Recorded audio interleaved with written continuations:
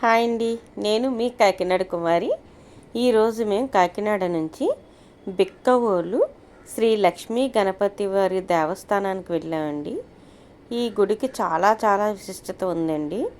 అక్కడ స్వామి స్వయంభూ వెలిచారని చెప్తూ ఉంటారు.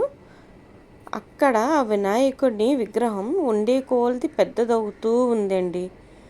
అది అక్కడ స్పెషల్. కానీ అక్కడ ఆయన చెవిలో మనం ఏదైనా చెప్పుకుంటే తప్పకుండా కోరికలు తీరుతాయని అది గుడి విశిష్టత. మేము దర్శనానికి వెళ్ళామండి, అక్కడ కాళ్ళు కడుక్కున్నాం. ఈ గుడికి ఇంకో విశిష్టత ఏంటంటే పంట పొలాల మధ్యలో ఉంటుందండి గుడి. చుట్టూ పచ్చని పొలాలతో చాలా ఆహ్లాదకరంగా ఉంటుంది. ఆ గుడి విశిష్టత కూడా చాలామంది చెప్తూ ఉంటారు. అక్కడ ఆ స్వామిని కోరుకున్నది ప్రతి ఒక్కటి జరుగుతుందని. మెయిన్ వచ్చి చాలా ప్రశాంతంగా చాలా హాయిగా ఉంటుందండి. మేము ఇప్పుడు ఫస్ట్ ఇప్పుడే వచ్చాం కదా, గుడి చుట్టూ ప్రదక్షిణలు చేసేసి లోపలికి వెళ్దాం. స్వామిని మీకు చూపించాలనిపించింది, ఫ్రీగా అనిపించినప్పుడు వెంటనే ఒక పిక్ తీశాను. ఇది అంతా చూడండి, గుడి చుట్టూ ప్రదక్షిణ చేస్తున్న చుట్టూ పొలాలన్నమాట. గుడికి దేవుడికి ఎదురుగుంటానే నవగ్రహాలు శంకరుడిది ఉన్నాయి. అక్కడ విశిష్టత అదేనండి.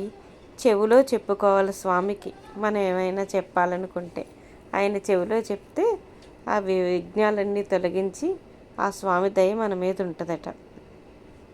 చూడండి, అలా ఎదుగుతూ ఉందటండి ఆ విగ్రహం. మీకు తెలుస్తుందా? చాలా పెద్దగా ఉంటుంది. స్వామి విగ్రహం పెద్దదవుతూ ఉందన్నమాట. మేము దర్శనం చేసేసుకున్న తర్వాత అక్కడే అన్నప్రసాదం చేసామండి. లోపలే ఎప్పుడు ప్రతిరోజు అన్నప్రసాదం జరుగుతుందండి. అక్కడ ఫస్ట్ బంతి మేమే. అందువల్ల పూజ చేసి పంతులు గారు అన్నదాత సుఖీభవ అంటూ ఆ స్వామిని కోరుకుంటూ అన్ని విధాల పూజలు అయిన తర్వాత భోజనాలు స్టార్ట్ చేశారండి. హారతి ఇచ్చేసి ఏమేమి వడ్డించారంటే బూరె, పులిహార, 3 రకాల కూరలండి. పప్పు, అనపకాయ, చిక్కుడుకాయ, పొటాటో, అలా 3 రకాల కూరలు, ఒక సాంబారు,